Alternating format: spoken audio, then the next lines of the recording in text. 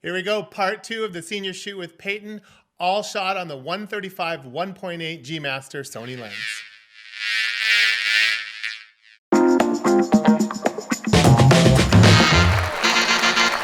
Hello everyone. This is part 2 of the senior shoot that we did with Payton. So let's just jump right in, but before we do that, I just have one thing to say. Welcome to the Pixel Show. That's the new Pixel Show magic button. We moved on from the upper deck or that area, and we moved just across the street to an area that Payton pointed out to me with some really pretty leaves, and they were lit really pretty. Beautiful. Good. Just give me one no smile. Beautiful. Good. Big, huge smile. Good. Good. I placed her in an area where there was really kind of pretty backlight, and so there weren't too many leaves around her. Of course, I could see her face. She didn't get too lost in there. And also, I'd like to point out everything from the rest of this episode and into the third episode, we're going to do one more. I shoot everything with the 135 1.8. So the Sony G Master 135 1.8, I'm shooting everything with. So all the images are going to come out of that lens. Okay, so one of the cool things you can do with Sony cameras is I can send pictures from. Oh wow, that's awesome. Yeah, so you're gonna get an idea of like what it looks like. So one of the cool things you can do with the Sony cameras, if you don't shoot Sony, is that you can Wi-Fi your images from the camera to your phone. So I did this in this episode, and I showed her one of the pictures just so she could get a feel for what I was shooting and what I was seeing and get her a little bit excited. Going right there. Good. The next location that I picked was a loading dock door, if you will, I guess. And I liked, there was wood, there was leaves. I liked the texture of the door. So I started off shooting a little bit tighter, and you could, I guess, tell if you knew what it was, a garage door in the background. And then you'll see me go across the street to get a little wider, and you hear me say it because I wanted to show the context. I wanted to show the whole door frame, and it was quite a large loading dock door. Good. Put your weight on your back foot, kind of keep that front, and hands behind your back, and bring a shoulder to me. Like so, turn a little bit. There you go. Good. Chin down just a touch. Good. Stay right there. Walk to me a little bit. I'll tell you when. Good. Stop. Good. Beautiful. But I want to be back because I want to frame the whole garage door in it so you get the context of where I'm shooting.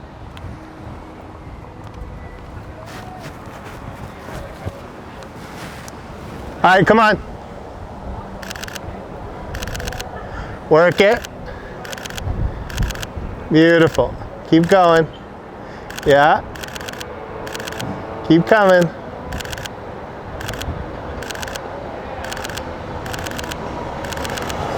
Okay, one more time. Just keep walking. Gotta play with your hair a little. Good. So I had her, you heard me give her direction. It's super important to give direction and let them know what you want and what you're thinking, not just point a camera at someone and hope that they know what they're doing. Because most of the time we're shooting people that aren't professional models, brides, seniors, portraits, kids, whatever. And then you saw me ask her to walk back and forth, and you hear me shooting rather fast. And I'm looking for her natural expressions and having fun. And I might shoot, several, well, not several hundred, but 100-ish images here because I am shooting fast.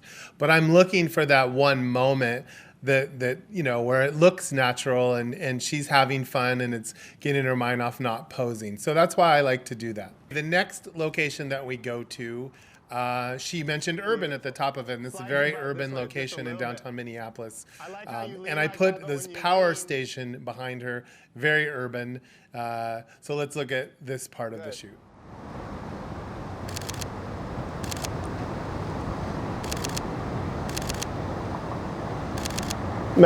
Play with your hair a little bit. Yeah.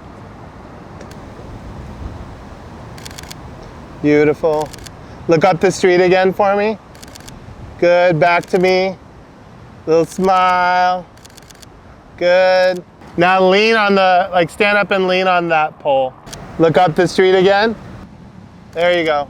Beautiful. Wind blowing is awesome.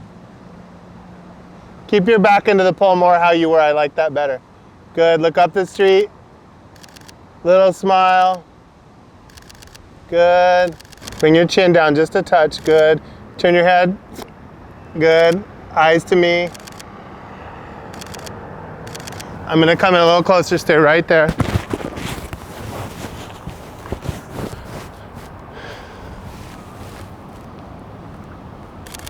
Beautiful. So I was back further. Again, you hear me giving her direction, asking for what I wanted.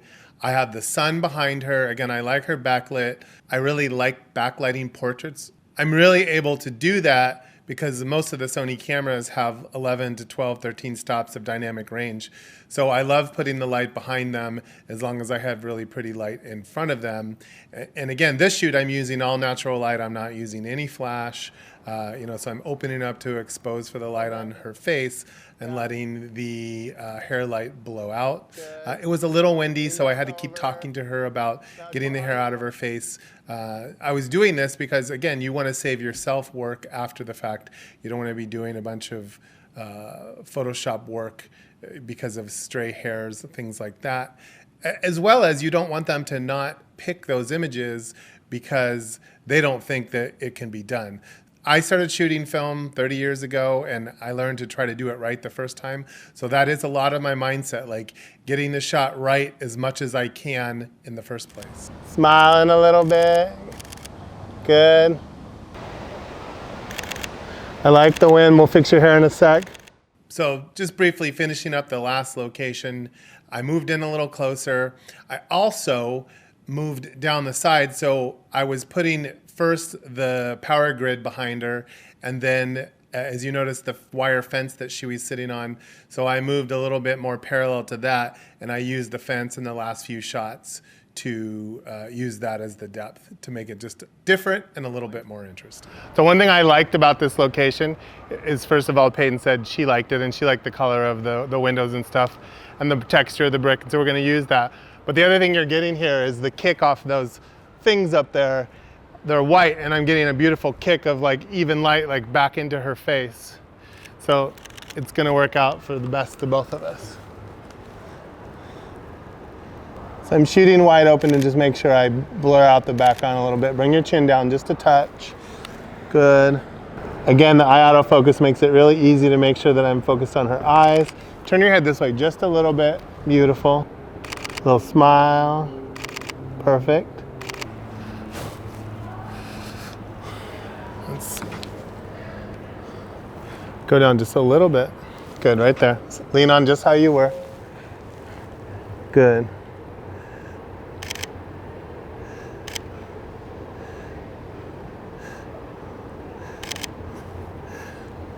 So it's really pretty how the columns really go out of focus. It looks like she's up against kind of a solid background. Lean on it for me again, just kind of how you were when I was over there, but you're gonna lean towards me, like this lean. Yep. Chin down just a little bit. Turn your head that way, I liked it, but then bring your chin down just a little bit. Good. Beautiful. Now kind of look your eyes up off that way, turn your, kind of towards where Nate is. Good. Eyes a little higher, or actually look towards your mom. Good. Beautiful. Pull the hair out of your eye on this one side. Yep. Now look back at me again, just kind of give me that blank stare. You're looking right through me. Beautiful.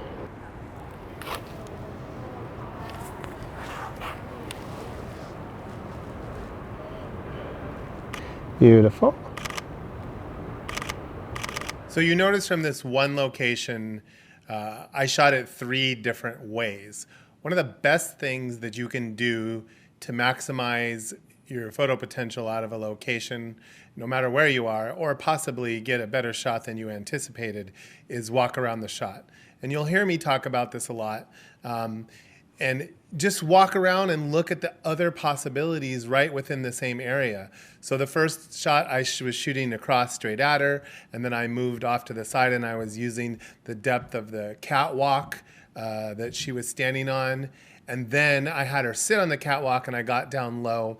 And again, with the 135-1.8 G Master, it really like has a shallow depth of field, and I was shooting it wide open. So it really makes the photographs beautiful and interesting. We're just gonna go to manual focus really quick. Good. Okay, so this was a little bit different of a shot. You can see I was shooting through these wire frames that were built for the landscape to grow up in. And I'm always looking for something that might be interesting to me. And that's gonna keep you wanting to take more pictures and going on with photography and not getting burnt out. I like how we turn your head just slightly this way. Beautiful. Good. Turn it back. Bring the eye like right there in the center. Good. I'm gonna back up just a touch to include a little leaf in there. Good. Wait for that car to go by. Now move your head around a little bit. I want your eye kind of in the middle, but like play with me a little bit. Like, yeah, exactly. Like, so your head's not so square. There you go. Beautiful, hon.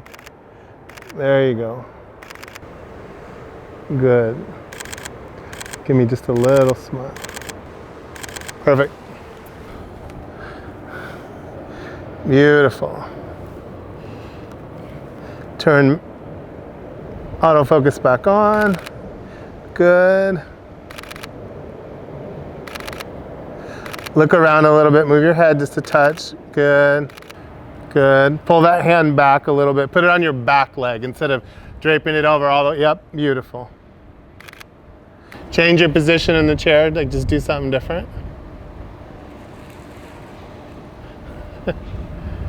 That's all right, good. Let that hand that you're grabbing the chair with, just let it fall. Let me just see it. I may have you bring it. There you go, beautiful.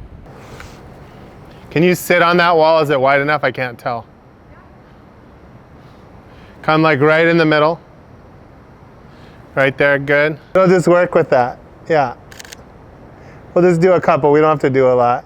Really relax though. So the last 2 poses you saw of her sitting in the chair and her sitting on the wall, I wasn't in love with either one of those locations, but she wanted to do it, so I let her do it, and we shot a few. And I did end up liking one or so ones on the chair. After we did that, Payton changed clothes, so we got a new outfit. Thing like kick your legs out, comfy, lean back, like you get comfortable, lean into it. Become the prop. Move that way just a touch. Good. Push that shoulder back. Relax. And so when you're standing like that, I want all the weight on this back foot, and then keep this one kind of loose and bent. Yep. Yep. Just keep it loose. Beautiful. Little smile. Give your hair a, you have like one piece like right in the middle of your forehead. There you go. Good. So we don't have any strays. Good. I really liked that bottle grass, and I sort of suggested that we go over there and shoot in it. And at first I had her stand and I wasn't feeling it. And then I was like, I need to just get her down in it and like use that sort of around her face. And once I did that, I really liked the images that I was getting. So again, sometimes it's just a slight shift or angle change, even with yourself and or your subject, to get a much better product. Squat down, you don't have to sit, but when you come down, like, I want to get you in between the, yeah. Just that one that's right in front of your face. Don't break it off. Not that one, the one closest to me on this bush. Yep. Beautiful, right there, beautiful, I love that. Just let those hands relax a little bit. One of them, like turn, roll it towards me, your hand.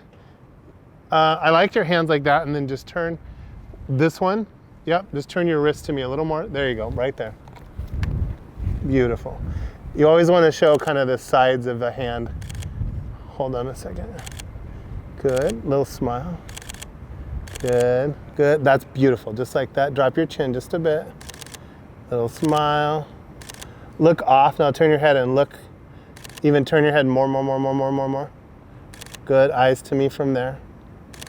Turn your head back this way, like more. That's it for this section. So you really got some good direction in there. We talked about hand posing. We talked about walking around the shot. Giving really good direction to your model. So I hope this is really helpful. In the next episode, we're gonna wrap up the last 2 locations. Keep watching just a little bit longer and we'll put a few images up from this segment, some of the images that I liked. Stay tuned for the next episode where we wrap up the senior shoot with Payton shooting the 135 1.8 G Master lens.